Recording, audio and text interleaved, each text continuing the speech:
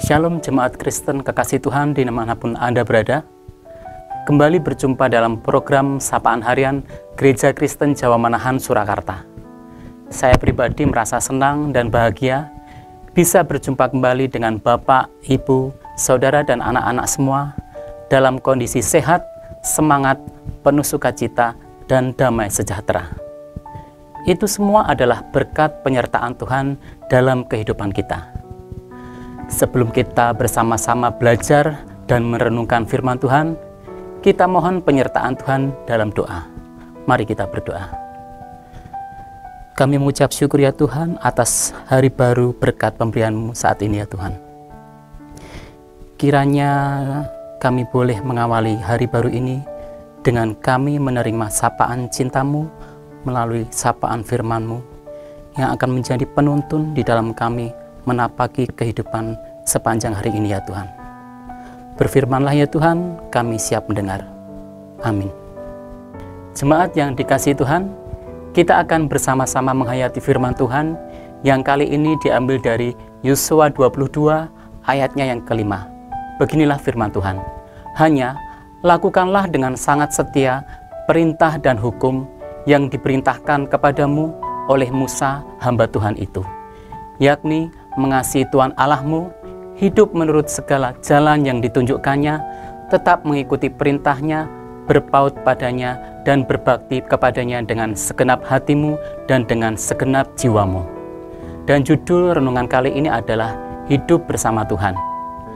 Jemaat yang terkasih, Tuhan sangat dekat dengan diri kita, karena Dia melingkupi seluruh makhluk ciptaannya, terlebih kita manusia sebagai ciptaan Tuhan yang paling sempurna.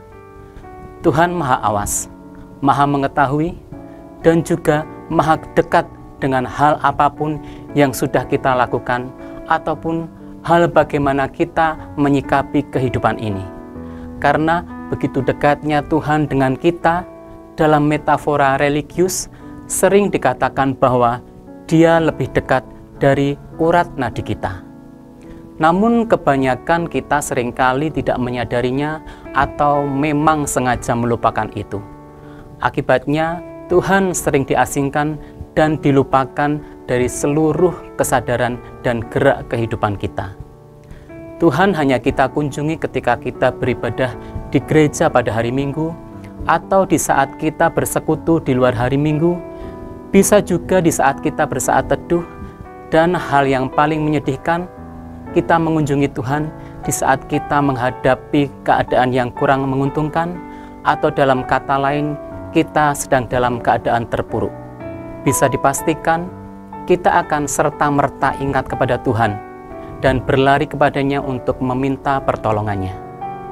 Namun ketika kita bergerak keluar menuju gerak realita kehidupan kita, entah kehidupan sosial, ekonomi, bahkan politik sekalipun, Tuhan tidak kita bawa serta. Dalam kata lain, kita melupakannya untuk sementara waktu.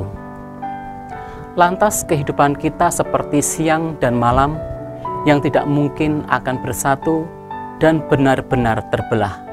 Apa maksudnya? Pada saat malam, hidup kita diibaratkan sangat dekat dengan Tuhan. Kita bersimpuh kepada Tuhan, meminta ampunan dan memohon pertolongannya. Tetapi di saat siang hari, genggaman tangan Tuhan kita lepaskan.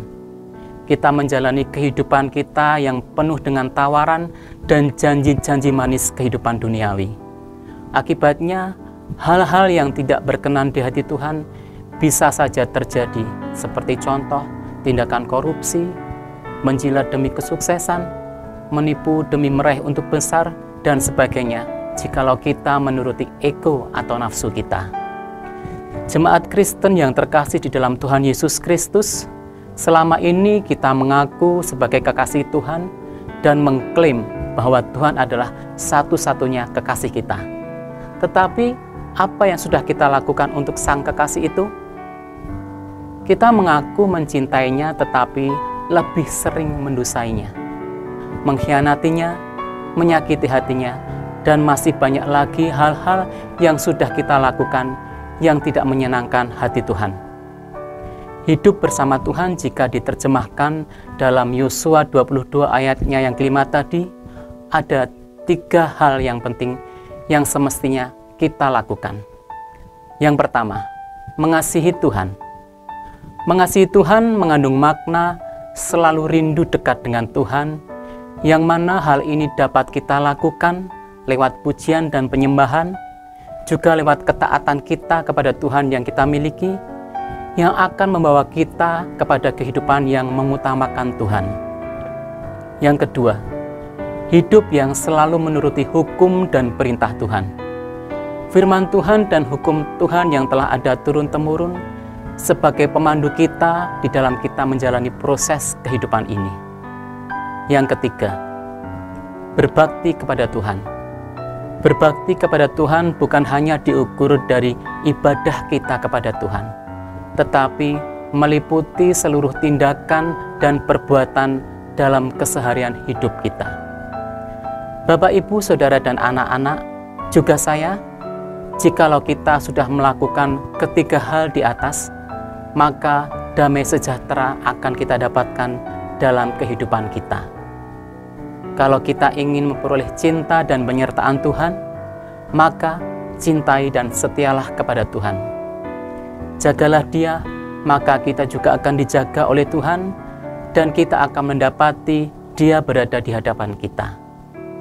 Kenalilah Tuhan di saat senang, maka Dia akan mengenali kita di saat kita sulit. Tirulah perilaku baik dari orang lain yang telah berbuat baik kepada kita. Begitulah cara mencintai Tuhan. Tolonglah orang lain yang membutuhkan uluran tangan kita. Demikianlah cara mencintai Tuhan. Beningkanlah hati kita sehingga mampu menyerap segala rona kehidupan. Demikianlah cara mencintai Tuhan. Amin. Tuhan Yesus memberkati.